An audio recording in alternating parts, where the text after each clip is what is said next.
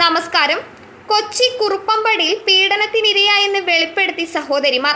പെൺകുട്ടികൾ തങ്ങളുടെ സ്കൂൾ സുഹൃത്തിന് എഴുതിയ കത്തിലാണ് വെളിപ്പെടുത്തൽ നടത്തിയിരിക്കുന്നത്. അതിക്രമത്തിന് ഇരയാക്കിയ അമ്മയുടെ സുഹൃത്തിന്റെ പേരുവിവരങ്ങളും കുട്ടികൾ കത്തിൽ വിവരിച്ചിട്ടുണ്ട്. അമ്മയുടെ ആൺസുഹൃത്തായ അയ്യമ്പുഴ സ്വദേശി ധനേഷാണ് തങ്ങളെ അതിക്രമത്തിന് ഇരയാക്കിയതെന്ന് കുട്ടികൾ ചൂണ്ടിക്കാട്ടുന്നു. സംഭവത്തിൽ ഇയാളെ പോലീസ് കസ്റ്റഡിയിലെടുത്തു.